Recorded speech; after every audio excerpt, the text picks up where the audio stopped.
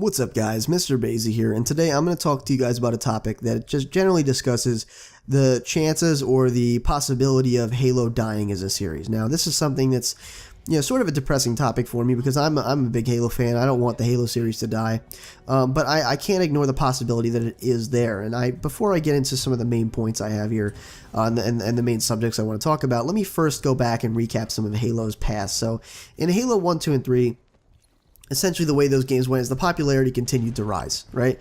Halo 3 probably was one of the most popular games in terms of, not really in terms of people liking it, but in terms of, Halo's popularity reaching its peak. I mean, tournaments were all the time. The payouts for those tournaments were very large, and you really saw high popularity and high liking of that game. So that was essentially the golden age, or, Halo 2 and Halo 3 of competitive Halo and Halo's popularity in general. Now, Halo Reach, I'm not going to get too specific on some of the topics, but around Halo Reach's time with that game, that's when the popularity started to dwindle within the community and just in general. The game wasn't as fun for some people. The game wasn't quote-unquote Halo-like for some people. There were things that were taken out, things that were added. In all actuality, the game did add some things that made significant changes for the better to the Halo series.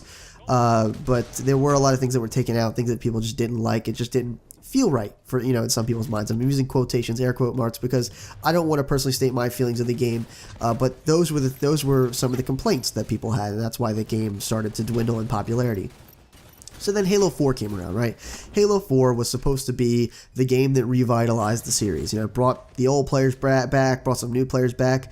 There were some aspects that they reinitiated or put back into the game, like Sprint. Sprint was very poorly integrated in Halo Reach. They did a much better job with Sprint in Halo 4. A lot of people still didn't think that Sprint belonged in Halo. However, in terms of fluidity and things like that with Sprint, it was much better. So those things were added. The BR came back. Of course, it wasn't the 4-shot that everybody wanted, but it did come back. So they did do a good job of bringing some things back. However, there were a lot of balancing issues right off the bat with that game. Some of the maps were not, the kind of maps that people would expect from Halo. Everyone's been so used to arena-style Halo. Even back in Halo Reach, the maps were very arena-styled maps, So when Halo 4 came out, there were just a very few amount of arena-style maps that people really liked. And there's always been big maps, and a lot of people like the big maps, and I understand that. I like big maps too. But in terms of the highly popular maps were always arena-style. Guardian, Narrows, Construct, things like Lockout, things like that, right? So, I'm just stating a few there. There's way more, but, you guys understand what I'm talking about. So, again, balancing issues, things like that. They took a very long time to address those balancing issues. The bolt shot was one, DMR was another, things like that. They took a long time to address those. They, at some point, disregarded that those things even needed to be changed, which was a very big mistake because a lot of people in the community were really complaining about those and they really felt passionately about them.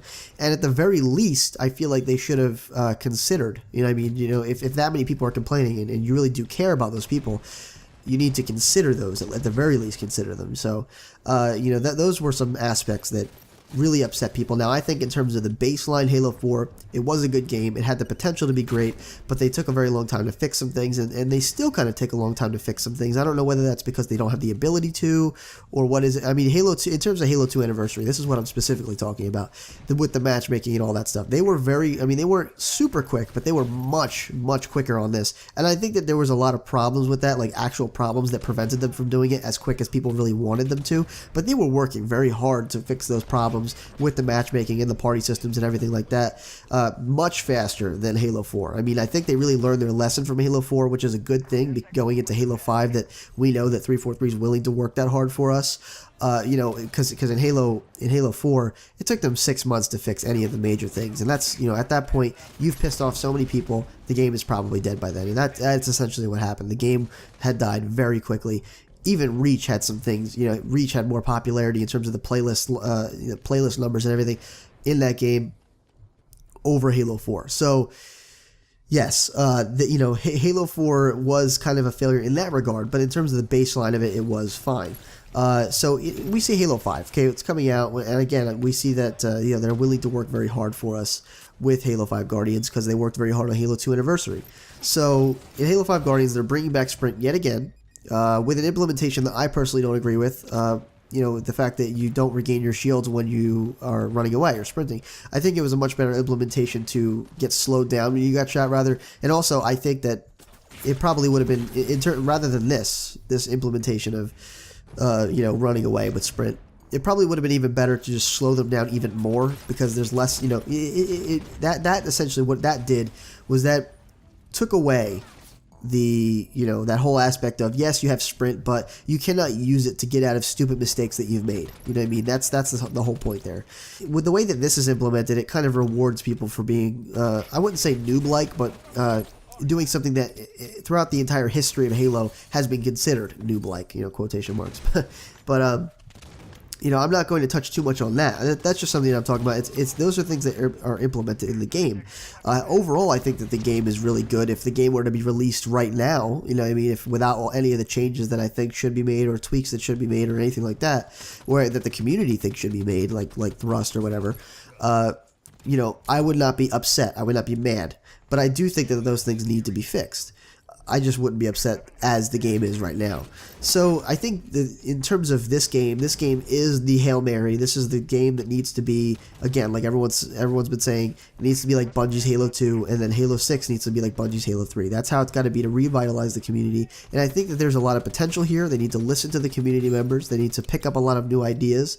They need to implement things that could, really make the community grow, and I think they need to focus on new players rather than old players. And I don't mean this to discredit anybody. I mean, I'm an old player, but I think that the veterans are going to buy the game regardless, just to see if the game is good. You want to really focus on the new players, because you want to keep them here. You want them to stay.